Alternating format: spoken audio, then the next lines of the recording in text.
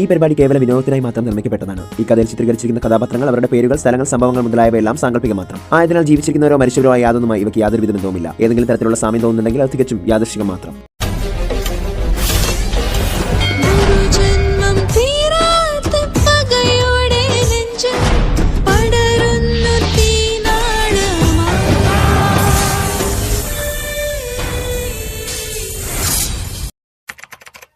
ആ റൂം കണ്ട പ്രാർത്ഥന ഞെട്ടിത്തരിച്ചു. അവിടെ ആകെ വല പിടിച്ചതുപോലെയായിരുന്നു കാണപ്പെട്ടിരുന്നത്. മഹാദേവ, എന്താ ഇത്? ഈ മുറി ഇങ്ങനെ ഒരു മുറിയിൽ എന്തായിരിക്കും ഉള്ളത്? തീർച്ചയായും എൻ്റെ ചോദ്യങ്ങൾക്കുള്ള ഉത്തരം ഈ മുറിയിലുണ്ടാകും. ഏകദേശം 3-4 മണിക്കൂറോളം പ്രാർത്ഥന വലകളെല്ലാം തൻ്റെ കൈകൾ കൊണ്ട് വരിഞ്ഞു മാറ്റിക്കൊണ്ട് ആ മുറിയിലെ ഓരോ മുക്കും മൂലയും അരിച്ചു പറക്കാൻ തുടങ്ങി. അവൾക്ക് ആദ്യം കിട്ടിയത് മേഘയുടെ ഒരു വലിയ ഫോട്ടോയായിരുന്നു. മത്സ്യവേഷത്തിൽ നിൽക്കുന്ന ഒരു വലിയ പോർട്രേറ്റ് ആയിരുന്നു അത്. ഭഗവാനെ, ഇത് ആരാ? ഇത്രയും ഭംഗിയുള്ള ഈ സുന്ദരി ആരായിരിക്കും? ഇത്രയും പറഞ്ഞുകൊണ്ട് പ്രാർത്ഥന ആ ഫോട്ടോ മാറ്റിവെച്ച് ദൂരെ കണ്ട വല പിടിച്ച അലമാരയ്ക്കടുത്തേക്ക് പോയി. അലമാരയിലെ വലയെല്ലാം മാറ്റി ആ അലമാര തുറക്കാനായി പ്രാർത്ഥന ശ്രമിക്കുന്നുണ്ടായിരുന്നു. പക്ഷേ അവൾക്കതിന് കഴിയുന്നുണ്ടായിരുന്നില്ല.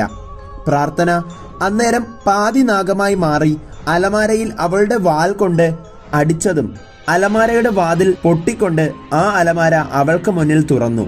അന്നേരം ഒരു പുസ്തകം അതിനുള്ളിലിരിക്കുന്നത് കണ്ട് പ്രാർത്ഥന ആ പുസ്തകം എടുക്കാൻ പോകവേ പെട്ടെന്ന് അലമാരയുടെ മുകളിലിരുന്ന ഒരു വലിയ പോർട്രേറ്റ് അവളുടെ ദേഹത്ത് വീഴാനായി തുടങ്ങി.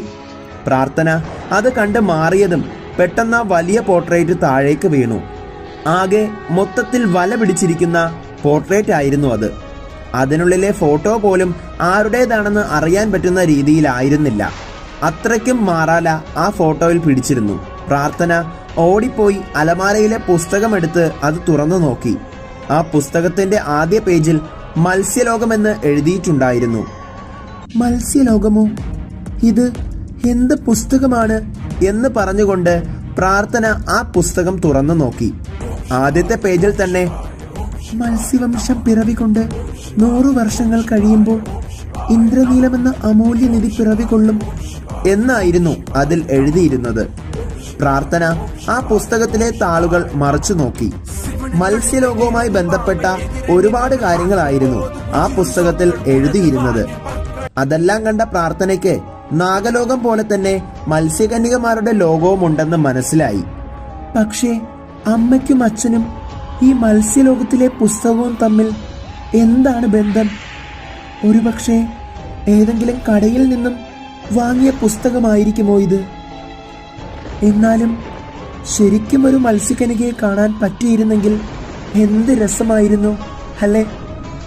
ഞാൻ ഒരു നാഗകന്യകയാണ്, അതുപോലെ മത്സ്യകന്യകയും ഉണ്ടെങ്കിൽ മഹാദേവ, എനിക്കൊരു മത്സ്യകന്യകയെ നീ കാട്ടിത്തരണേ എന്ന് പ്രാർത്ഥന പറഞ്ഞപ്പോഴാണ് പെട്ടെന്ന് പുറത്തുകൂടി ആരോ പോകുന്നതായി പ്രാർത്ഥനയ്ക്ക് തോന്നിയത്. പ്രാർത്ഥന അന്നേരം അങ്ങോട്ട് പോകാനായി തുടങ്ങിയതും പെട്ടെന്ന് അവളുടെ ഷോൾ ആ താഴെ വീണ് കിടക്കുന്ന പോർട്രേറ്റിൽ കുടുങ്ങി. പ്രാർത്ഥന താഴെ ഇരുന്ന് ആ പോർട്രേറ്റിലെ ആണികളിൽ നിന്നും അവളുടെ ഷാളിന്റെ തുമ്പ് വലിച്ചെടുത്തതും ആ ഭാഗത്തിലെ മാറാലയെല്ലാം ആ ഷാളിൽ പറ്റിപ്പിടിച്ച് ആ പോർട്രേറ്റിൽ കന്യക എന്ന് എഴുതിയിരിക്കുന്നത് അവൾ കാണാനിടയായി. ഇതെന്താ മഹാദേവ, കന്യക എന്ന് എഴുതിയിരിക്കുന്നത്? ഇത് ഇനി മത്സ്യകന്യക എന്നായിരിക്കുമോ?